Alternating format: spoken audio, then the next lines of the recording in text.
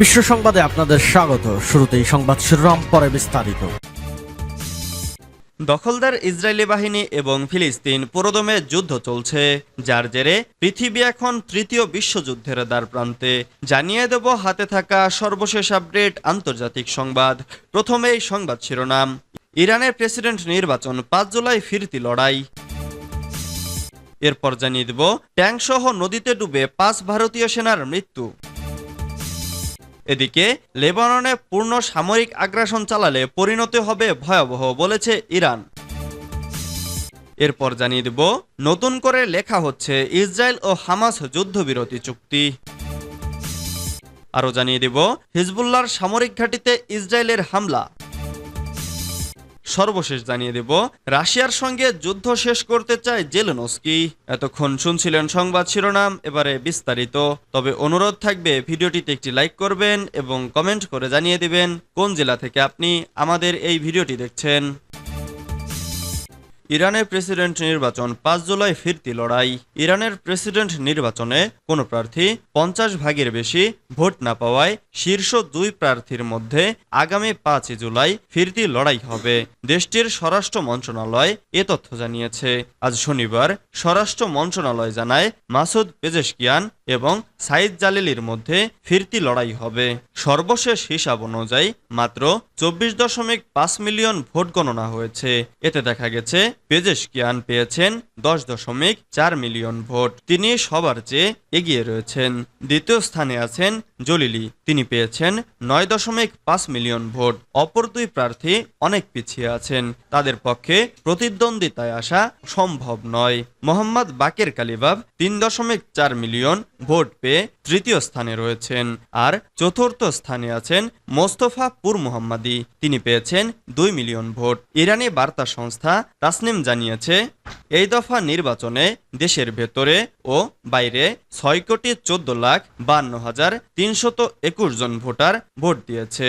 গতকাল স্থানীয় সময় সকাল 8টায় ভোট গ্রহণ প্রক্রিয়া শুরু হয় এবং 3 বার সময় বাড়িয়ে রাত 12টা পর্যন্ত ভোট গ্রহণ চলে। ট্যাঙ্কসহ নদীতে ডুবে 5 ভারতীয় সেনার মৃত্যু। চীন সীমান্তবর্তী লাদাখে ট্যাঙ্ক দুর্ঘটনায় 5 ভারতীয় সেনার মৃত্যু হয়েছে। দুর্ঘটনাটি ঘটে লাদাখের দৌলতবেগ ওলদি এলাকার লাইন অব অ্যাকচুয়াল কন্ট্রোলের কাছে। স্থানীয় গণমাধ্যমের প্রতিবেদন থেকে এ তথ্য জানা গেছে। এক সেনা কর্মকর্তার বরাতে প্রতিবেদনে বলা হয়েছে, স্থানীয় সময় শুক্রবার দিবাগত রাত 3টার দিকে এ ঘটনা ঘটে। ওই সময় একটি T-72 ট্যাঙ্ক দিয়ে নদী পার হওয়ার অনুশীলন করছিলেন সেনারা। হঠাৎ করে নদীর পানি বৃদ্ধি পাওয়ায় দুর্ঘটনাটি ঘটে। নিহত 5 সেনার সবার মরদেহ উদ্ধার করা হয়েছে। ট্যাঙ্কটি তংশেতর দিকে যাচ্ছিল এবং নিহত সেনাদের মধ্যে একজন জুনিয়র কমিশন অফিসারও রয়েছেন বলে জানা গেছে। লাদাখের স্থানীয় এক পুলিশ কর্মকর্তা, যিনি লেহতে কর্মরত আছেন, তিনি ইটিভি ভারতকে বলেছেন, যেখানে দুর্ঘটনা ঘটেছে সেখানকার সেনা চৌকিটি লেহ থেকে 150 কিলোমিটার দূরে অবস্থিত। সেখানে আসলে কি ঘটেছে সেটি জানা গেলে বিস্তারিত জানানো হবে। লেবাননে পূর্ণ সামরিক আগ্রাসন চালালে পরিণতি হবে ভয়ানক, বলেছে ইরান। ইরানের জাতিসংঘ মিশন বলেছে, ইসরায়েল যদি লেবাননে পূর্ণমাত্রার সামরিক আগ্রাসন শুরু করে তাহলে এর পরিণতি হবে ভয়াবহ। শনিবার 29 জুন তুর্কি গণমাধ্যম টিআরটি ওয়ার্ল্ডের এক প্রতিবেদনে এই তথ্য জানানো হয়েছে। সূত্রটি আরও জানিয়েছে, ইরানি মিশন বলেছে, ইরান লেবাননে আগ্রাসন শুরু করলে এটি হবে একটি ধ্বংসাত্মক যুদ্ধ। এ সময় ইসরায়েলকে যুদ্ধের স্বাদ মিটিয়ে দেওয়ার হুঁশিয়ারি দিয়েছে মিশন।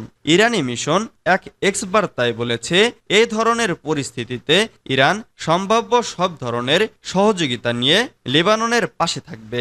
টিআরটি ওয়ার্ল্ড জানিয়েছে, ইরানি মিশনের এই হুঁশিয়ারি এমন সময় আসে যখন আমেরিকান গোয়েন্দারা অবরুদ্ধ গাজায় যুদ্ধবিরতি না হলে আগামী কয়েক সপ্তাহের মধ্যে ইসরায়েল এবং লেবাননের মধ্যে একটি বড় আকারের যুদ্ধ শুরু হতে পারে বলে প্রতিবেদন করেছে। নতুন করে লেখা হচ্ছে ইসরায়েল ও হামাস যুদ্ধবিরতি চুক্তি। গাজায় যুদ্ধবিরতি নিয়ে ইসরায়েল এবং ফিলিস্তিনি প্রতিরোধ আন্দোলন হামাসের মধ্যে সমঝোতার লক্ষ্যে আগের প্রস্তাবটি নতুন করে লেখা হচ্ছে। ওয়াশিংটন ভিত্তিক অ্যাক্সিওস বার্তা সংস্থা এ তথ্য জানিয়েছে। খবরে বলা হয়েছে, যুক্তরাষ্ট্র, কাতার ও মিশরের আলোচনার সাথে জড়িত 3টি সূত্র পণবন্দি অস্ত্রবিরতি চুক্তির 8 নম্বর অনুচ্ছেদটি সংশোধন করা হচ্ছে বলে খবর দিয়েছে। ওই অনুচ্ছেদটিতে চুক্তির প্রথম ধাপে 6 সপ্তাহের আলোচনা সম্পর্কে বলা হয়েছে।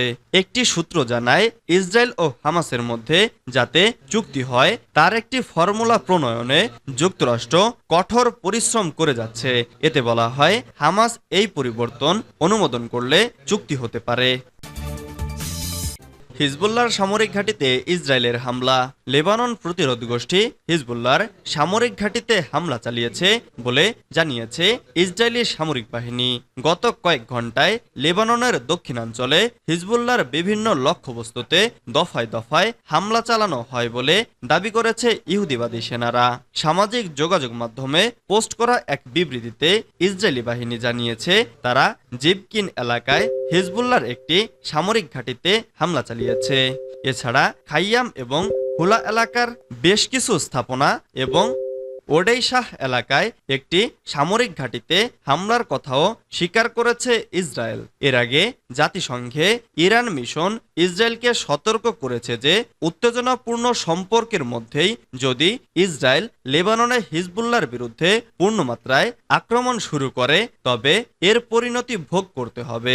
সম্প্রতি হিজবুল্লাহর বিরুদ্ধে সর্বাত্মক যুদ্ধের ঘোষণা করেছে ইসরায়েল। এরই মধ্যে লেবাননে হামলা চালানোর অনুমোদন ও বৈধতা দিয়েছে দেশটির প্রতিরক্ষা বাহিনী। কিন্তু এর বিরুদ্ধে ইসরায়েলকে সতর্ক করেছে তাদের 2 মিত্র দেশ যুক্তরাষ্ট্র ও জার্মানি। সতর্ক করেছে তুরস্ক। যুক্তরাষ্ট্র, জার্মানি ও তুরস্ক সবাই ইসরায়েলের পরিকল্পনা নিয়ে উদ্বেগ প্রকাশ করছে। রাশিয়ার সঙ্গে যুদ্ধ শেষ করতে চায় জেলেনস্কি। রাশিয়ার সঙ্গে চলমান যুদ্ধ শেষ করতে তুলনামূলক পরিকল্পনা প্রস্তুত করেছেন ইউক্রেনের প্রেসিডেন্ট ভলোদিমির জেলেনস্কি। 2 বছরেরও বেশি সময় ধরে চলছে এ যুদ্ধ।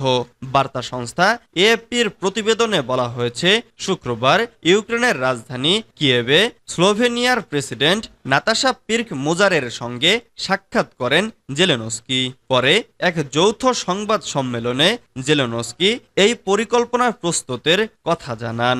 জেলেনস্কি বলেছেন, চলতি বছর শেষ হওয়ার আগেই রাশিয়ার সঙ্গে কিভাবে যুদ্ধ শেষ করা যায় সে বিষয়ে একটি তুলনামূলক পরিকল্পনা নিয়ে কাজ করছেন তিনি। কিয়েভের সংবাদ সম্মেলনে তিনি বলেন, যুদ্ধ শেষ করার লক্ষ্যে আমাদের এমন একটি পরিকল্পনা প্রস্তুত করা অত্যন্ত গুরুত্বপূর্ণ। এমন একটি পরিকল্পনা প্রস্তুত করতে হবে যা বিশ্বের বেশিরভাগ দেশ সমর্থন করবে। তিনি আরো বলেন, এ বিষয়ে আমরা কূটনৈতিক পথে প্রচেষ্টা চালিয়ে যাচ্ছি।